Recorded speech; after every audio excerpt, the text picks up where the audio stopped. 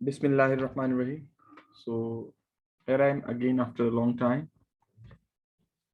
Comparison इससे पहले जो अपलोड हुआ था that was about importance of water. इस टॉपिक में और इंशाल्लाह हम कोशिश करेंगे कि इस स्ट्रीक अब जारी रखें इस टॉपिक में। और नेक्स्ट अपकमिंग टॉपिक्स में हम जो सेकंड यूनिट है बायोलॉजिकल मॉलिक्यूल्स का एनएमडी कैट के हवाले से इसको कंपैरेटिवली कवर कर रहे होंगे। और आज जो हमारा टॉपिक है डिस्कशन का दैट्स अबाउट बायोलॉजिकल मॉलिक्यूल्स। मैं बताता चलूँ आपको कि ये जो सीक्वल चल रहा है आपके पास ये सिर्फ एक कंपैरेटिव नोट्स हैं जिसको हम कंपैरेटिवली डिस्कस कर रहे होते हैं डिफरेंट फेडरल पंजाब के पी के या सिंध टेक्स्ट बुक्स के। और इंशाल्लाह वेरी सून जो बलूचिस्तान की टेक्स्ट बुक रह गई है इसमें वो भी साथ ऐड कर दी जाएगी। So let's move to the topic. Carbohydrates हमारा आज का टॉपिक होगा। इसके कुछ इनिशियल इंट्रोडक्शन के जो पॉइंट्स हैं उनका कंपैरिजन और साथ ये जो मोनोसेकेराइड्स का ग्रुप है उससे रिलेटेड कुछ इन्फॉर्मेशन इस वीडियो में ऐड की गई है। लाइक केमिकल कंपोजिशन सिमिलर है सारी टेक्स्ट बुक्स में ही, कार्बन हाइड्रोजन और ऑक्सीजन जो आप पढ़ते हैं। और बेहतर यह है कि आपको ये चीजें पहले से कहीं ना कहीं किसी एक टेक्स्ट बुक से आपने गो थ्रू की हो और अपने नोट्स को अपने जो प्रेपरेशन है उसको री करने के लिए जरा स्ट्रेंथन करने के लिए आप ये बाकी कंपैरिजन नोट करें और जो कोई पॉइंट्स आपको डिफरेंट मिले वो आप ऐड करते जाएं।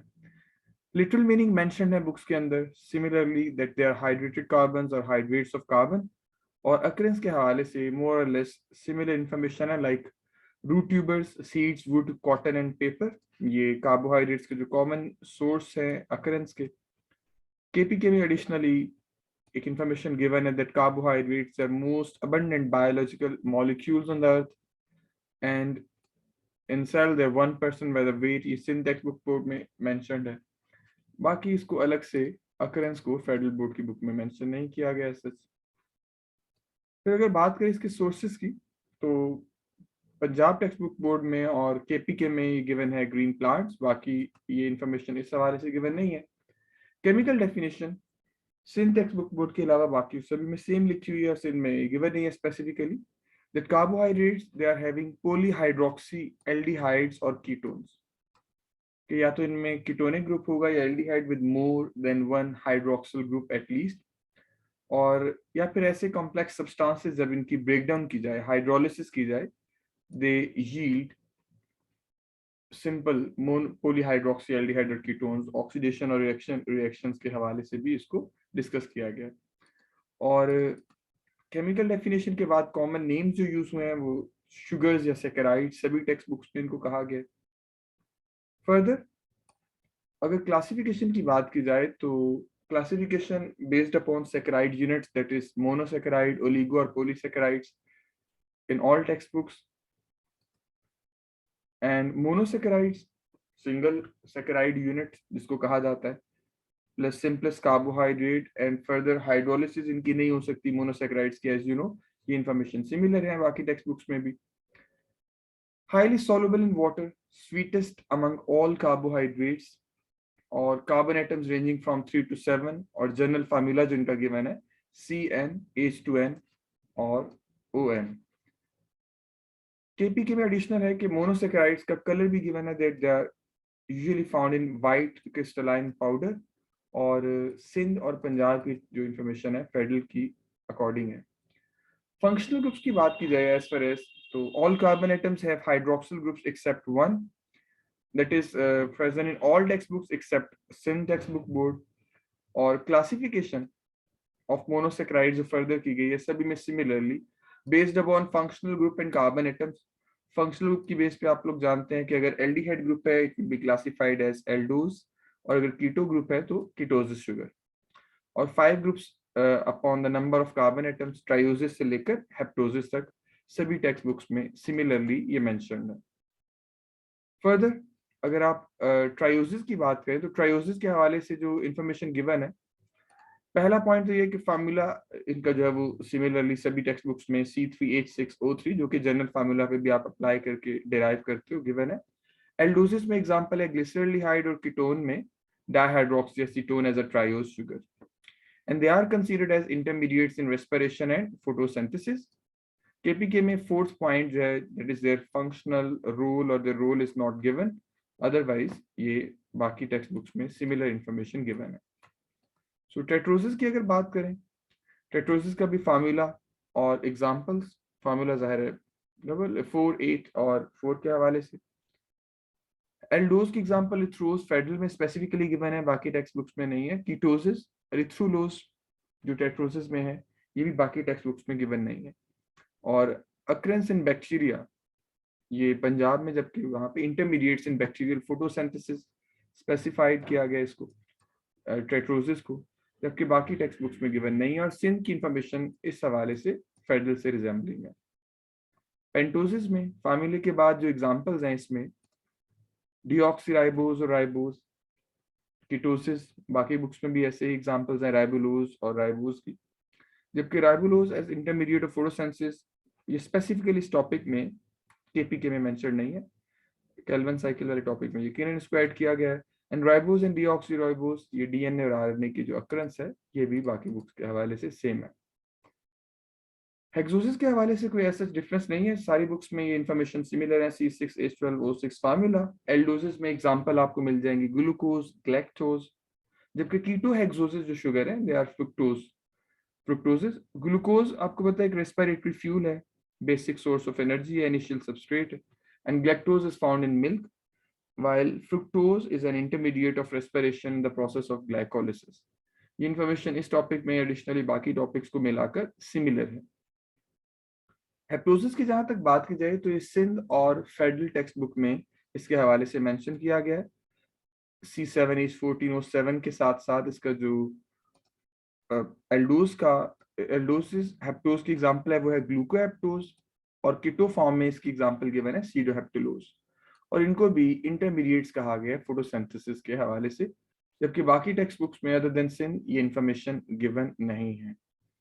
सो स्ट्रक्चर अगर मोनोसेकेराइड्स का डिस्कस किया जाए तो usually they are open in open configuration, जबकि ये क्रिस्टलाइन फॉर्म में होंगे और वाटर में ये रिंग बनाते हैं।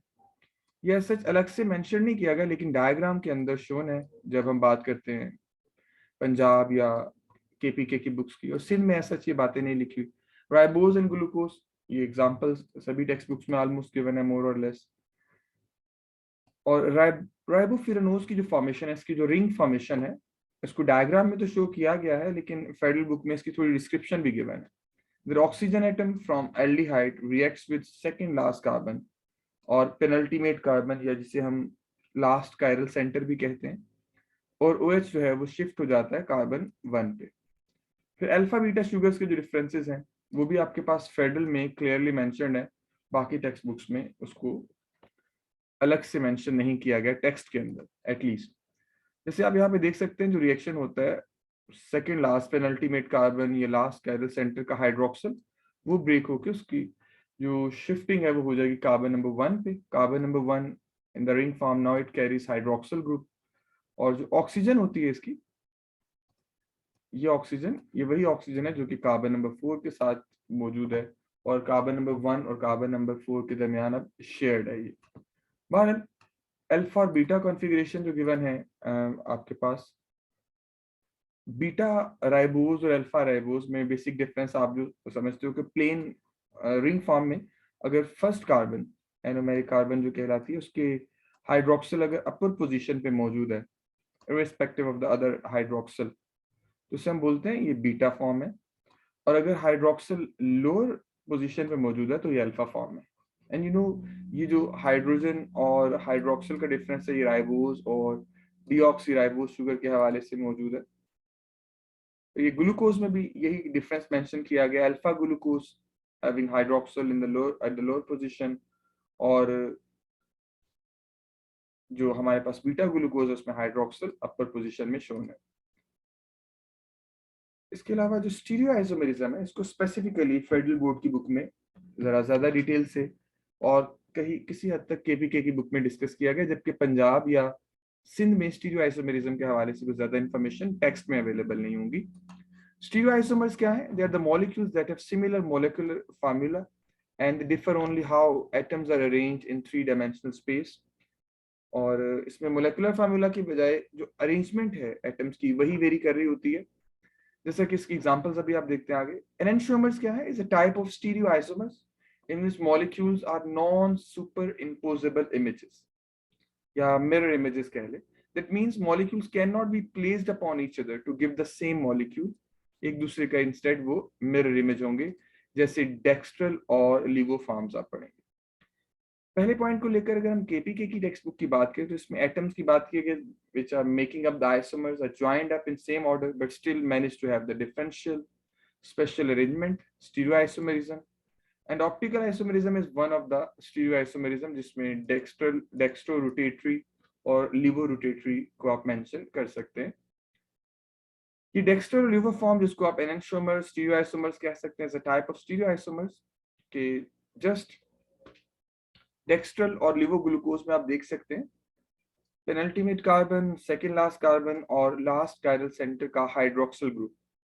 If it is arranged on the right side according to the ML-Fisher projection formulas, तो ये आपके पास डेक्स्ट्रल फॉर्म है. और अगर ये hydroxyl irrespective of the other hydroxyl अगर ये लेफ्ट साइड पे अरेंज्ड है स्ट्रेट चेन में तो इसको आप लिवो फॉर्म कहते हैं. फिर आर्टिफिशियल स्वीटनर्स के हवाले से जो इन्फॉर्मेशन है, laevo sugars they are laboratory and dextral sugars they are natural. ये इन्फॉर्मेशन भी सिंध में भी रिटर्न नहीं है और पंजाब में बस केपीके और फेडरल में ये इन्फॉर्मेशन सिमिलर है. Specific enzymes are needed in the body for digestion of these sugars. Proteins, हम जानते हैं कि जो लिवर शुगर्स हैं उनको हम डाइजेस्ट नहीं कर सकते. डेक्स्ट्रल शुगर जो नेचुरल है उनके एंजाइम्स हमारे पास प्रेजेंट है. Proteins and receptors in our body, they are designed to react with dextral or right-handed sugars only. That's why we cannot digest or get energy from the liver sugars. इसके अलावा